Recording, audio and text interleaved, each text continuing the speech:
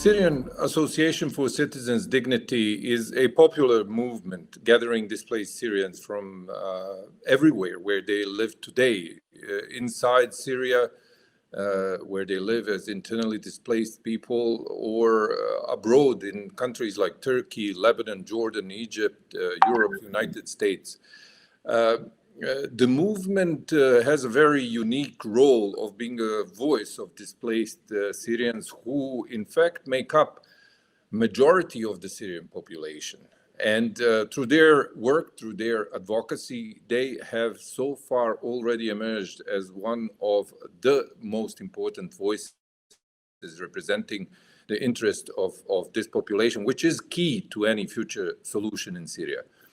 Today, the occasion to have this conversation with Labib Nahhas, who is the Director of Programs at the Syrian Association for Citizens' Dignity, is the new major report that they are issuing, which in fact represents an unprecedented, really, survey of 1,100 displaced Syrians in various different places, on several key issues, which may in fact be of crucial nature as to the future of any sustainable political solution or the future of the country itself.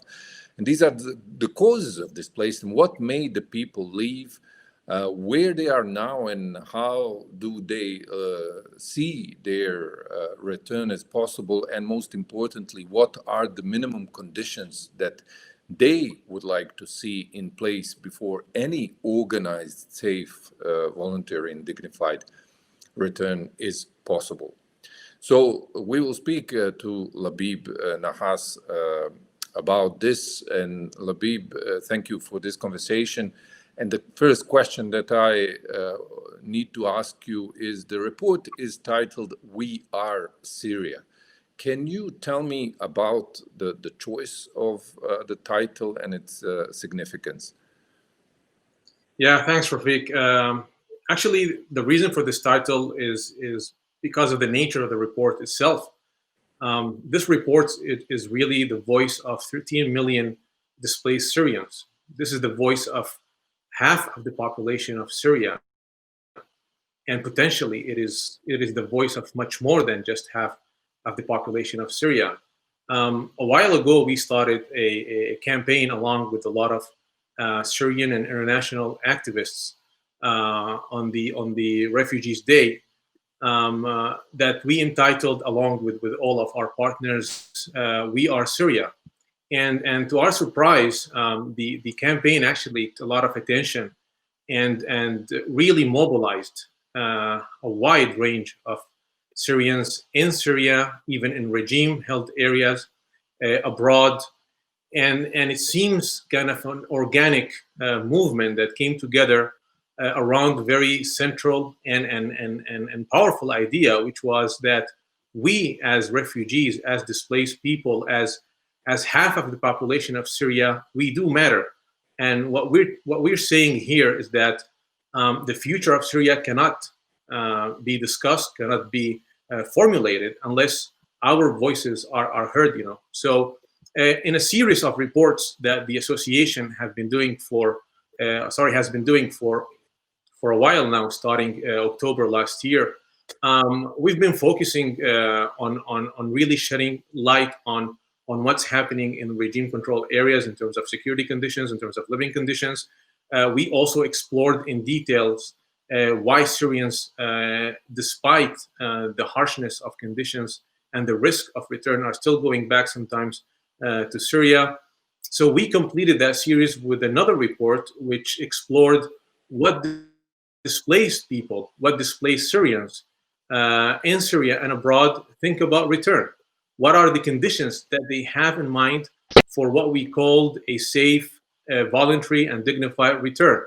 And after that campaign, after the We Are Syria campaign, we felt that it was very fitting to use that title that managed to gather so much momentum around it that we at least we calculated at least 5 million people took part in that campaign. So we thought that it was really fitting to have that title.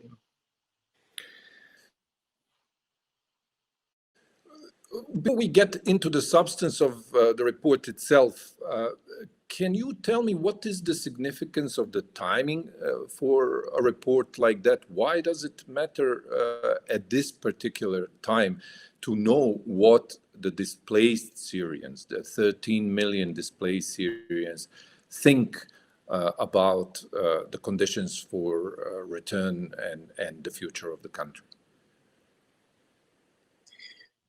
I mean, in the midst of the kind of political stagnation that we've been suffering now for a while, and the latest economic and social collapse of the regime, and also in the midst of a lack of any clarity sometimes in what is the next step is for the international community and even for the Syrians themselves in terms of how to break the deadlock that we have in the political process while the suffering and the violence on the ground is still going on. We feel that this report gives a potential roadmap of what major stakeholders in the political process in Syria should be focusing on. It is true that the safe environment issue has been a major talking point in the discussion around the political solution in Syria for a while. But till this moment, we don't believe that the voice of the Syrians, the voice of the displaced people themselves, has been heard.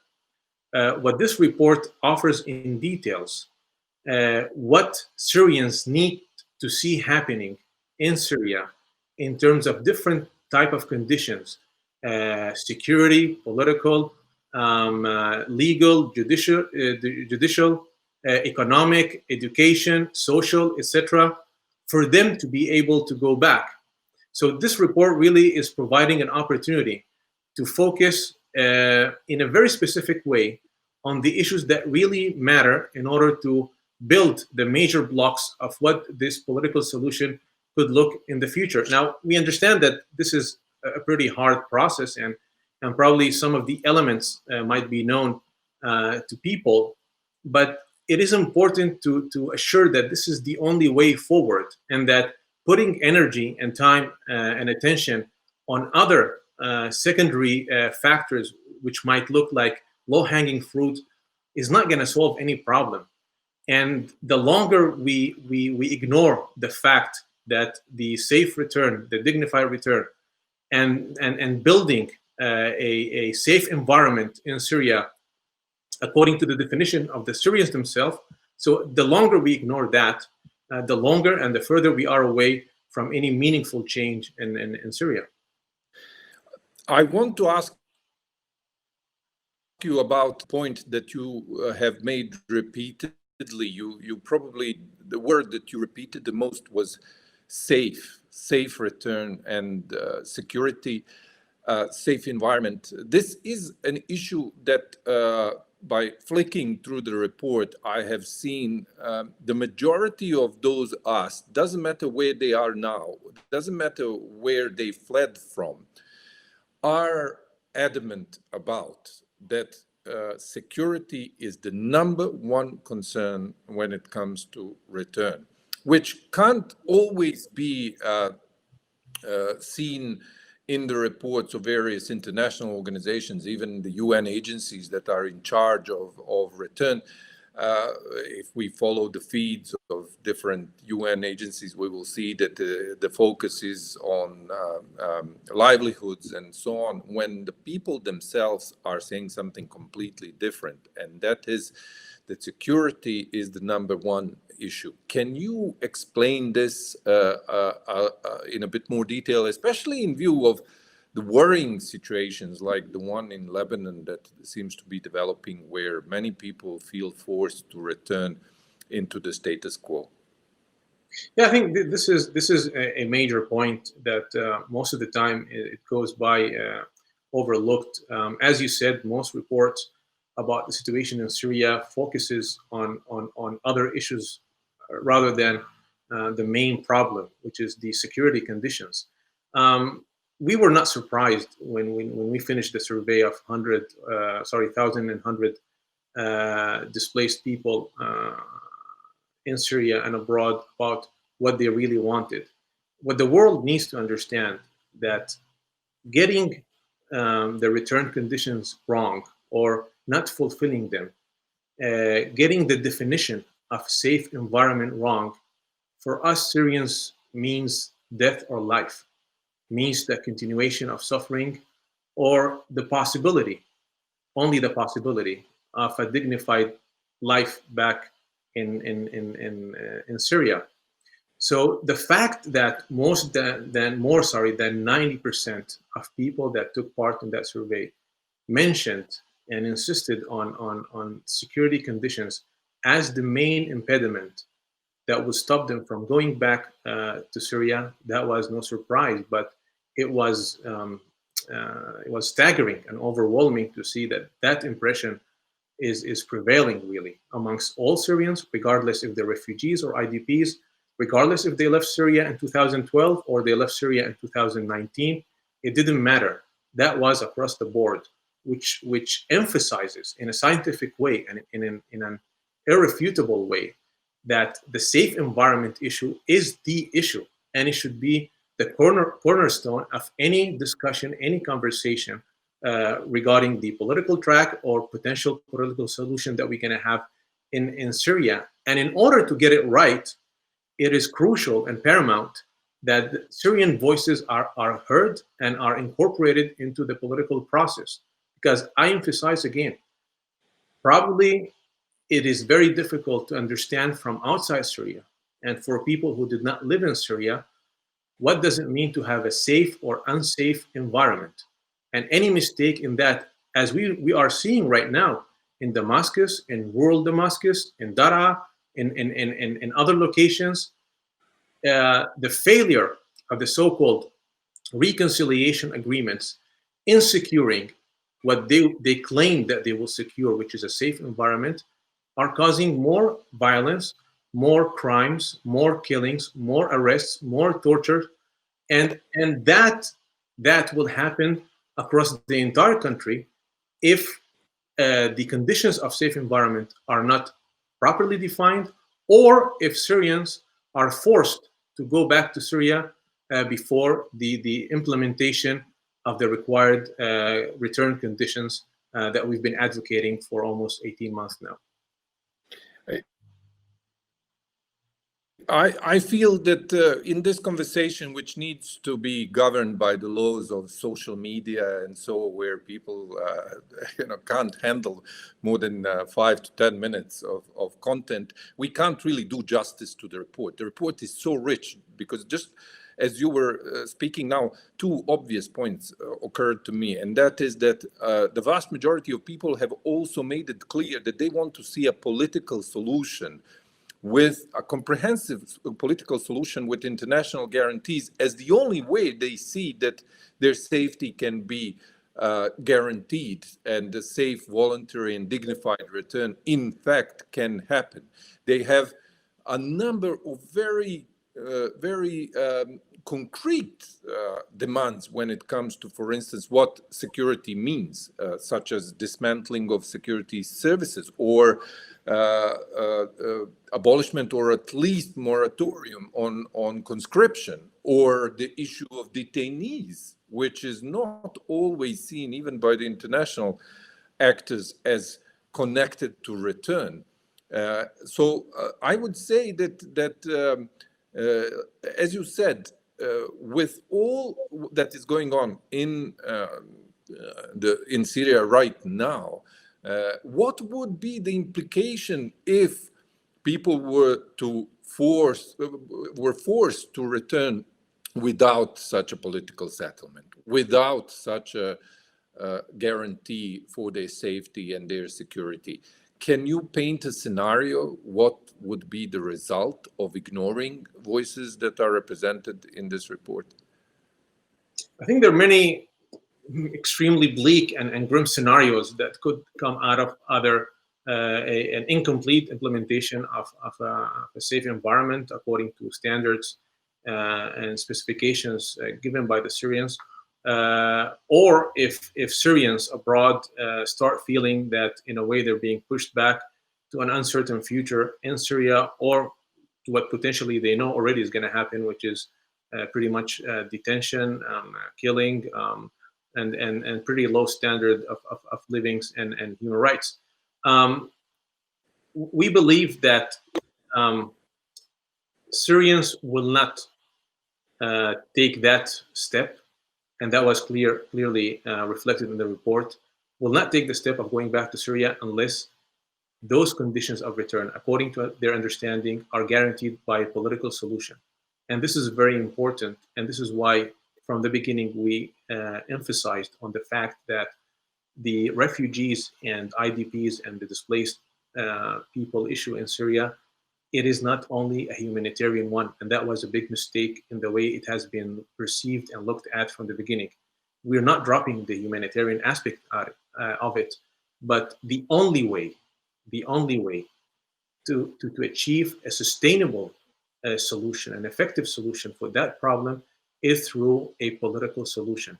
That's it. All other measures short of achieving those conditions through a political solution with the sufficient monitoring and guarantees by the international stakeholders and backers of any solution that Syria will have in the future will not fulfill the aspirations of the Syrian people, and Syrian people displaced internally and abroad will not take part in that. Now, if they are forced to go back, I presume that those who will go back, they will potentially suffer harassment, arrests, violation to their rights as citizens, as human beings.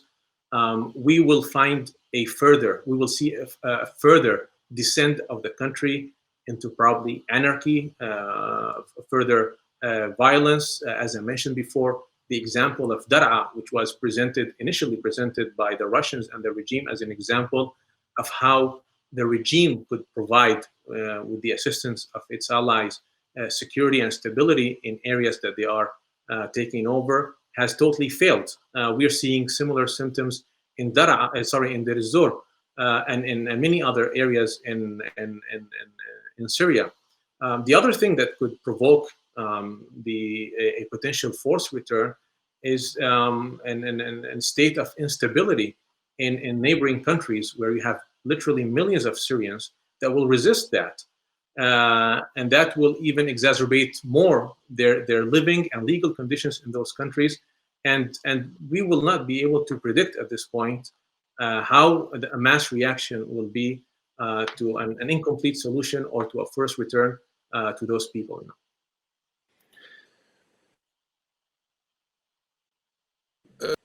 Tell me, Labib, in terms of your ideas presented in this report, the ideas of the association, as to what could be done. I've read that your recommendations are directed, and they are quite rich and detailed, primarily at the United States and the European Union, of course, others like Office of the Special Envoy and UNHCR and others.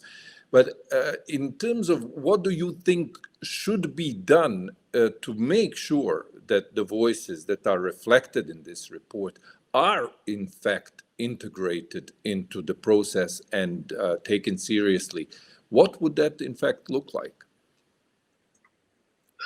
I mean, as we initially said, and I think it's good to re-emphasize on this point, we call upon all parties that are really influential in this political process or track, especially Geneva, to consider the issue of the refugees and the displaced people as a cornerstone of the solution that they're working on, or they should deliver at the end.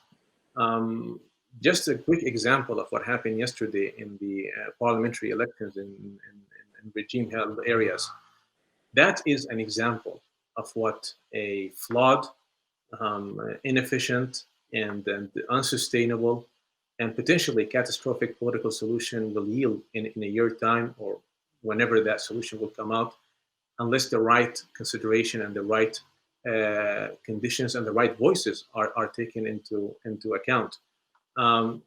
Based on that, and based on our belief that the return issue is a central issue, as well as the safe environment, because if we don't have safe environment, we don't have return. We don't have return, we don't have elections. We don't have constitutional referendum.